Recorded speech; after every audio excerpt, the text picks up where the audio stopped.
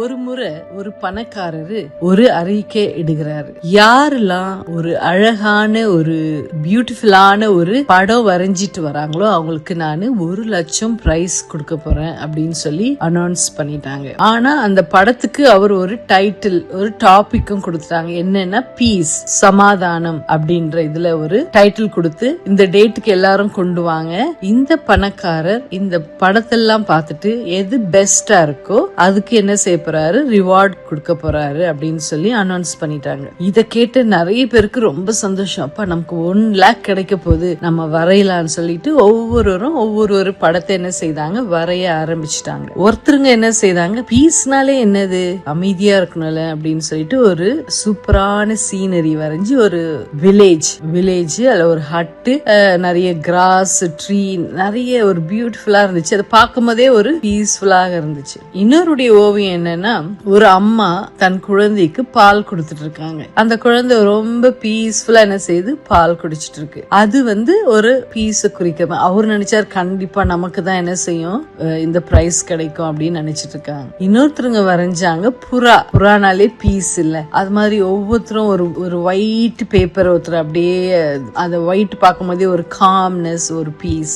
நிறைய பேர் வரைஞ்சிட்டு வந்தாங்க. ஃபைனல் டே இந்த ரிச் மேன் ஒவ்வொருடைய படத்தையா பாக்குறாங்க. பார்க்கும்போது அதுல 2 படம் மட்டும் அவருடைய கவனத்தை இருந்தது. ஒண்ணு ஒரு நீர் வீழ்ச்சி, பக்கத்துல ஒரு ஆறு ஓடுது, ரொம்ப காமா இருக்கு, அந்த வாட்டர் எல்லாம் ரொம்ப ஸ்டில்லா அசையாம அப்படியே அமைதியா இருக்கு. அங்க அவர் கூட சேர்ந்து பார்த்தவங்களுக்கு எல்லாருக்குமே தெரியும் இந்த படம் தான் பெஸ்ட். ஏன்னா கம்பேர் பண்ண எல்லா பிக்சர்ஸோடையும் எல்லா வரைபடங்களோடையும் இதுதான் சூப்பரா இருக்கு, பார்த்ததுமே சொல்லிடலாம் இதுதான் காம்னஸ், இதுதான் பீஸ் அப்படின்னு. அதுக்கு பக்கத்துல இன்னொரு படம் இருந்துச்சு.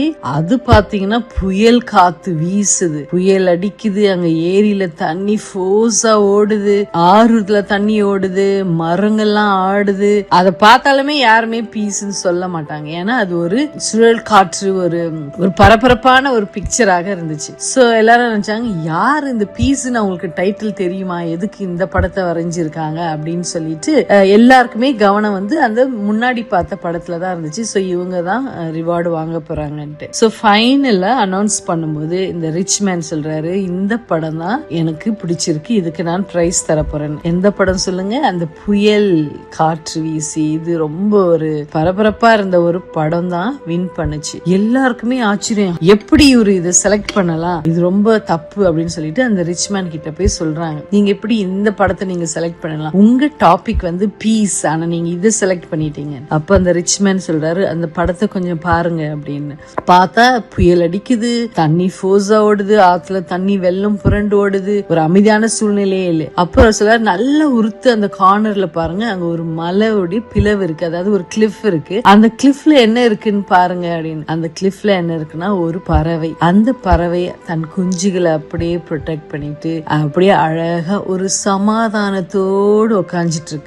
என்னன்னா அந்த இவ்வளவு சூழ்நிலை நடக்கும் போதும் அந்த பறவையும் அந்த குஞ்சுங்களை பாத்தீங்களா எவ்வளவு காமா சமாதானத்தோட உட்காந்துட்டு இருக்காங்க. இதுதான் உண்மையான சமாதானம். சூழ்நிலை எப்படியாக இருந்தாலும் நமக்கு கிடைக்குது பாருங்க ஒரு பீஸ், அதுதான் உண்மையான பீஸ் அப்படின்னு சொல்லி அந்த ரிச் மேன் ரிவார்ட் பண்றாரு. எவ்வளவு ஒரு அருமையான கதை பாருங்க. நமக்கும் வாழ்க்கையில பிரச்சனையே இல்லாம அப்படியே ஹாப்பியா இருக்கணும் அதுதான் நினைக்காதீங்க. பிரச்சனைகளும் வரும், அந்த பிரச்சனைகளிலும் கடவுள் என்ன செய்யறாரு, நமக்கு ஒரு சமாதானத்தை தருகிறார். என்னது, இந்த உலகம் தரக்கூடா சமாதானத்தை தேவன் நமக்கு தருகிறார். இந்த சமாதானம் தான் நமக்கு தேவை. பிரச்சனையே இல்ல நினைக்காதீங்க, பிரச்சனை வந்தாலும் தேவன் நமக்கு சமாதானத்தை தருகிறார். அதை நினைச்சு அவருக்கு இன்னைக்கு நன்றி சொல்லிட்டு சமாதானத்தோடு தூங்குங்க. காலையில எழுந்தப்போ தேவன் நம்மை ஆசீர்வதிப்பாராக. ஆமீன். Good night.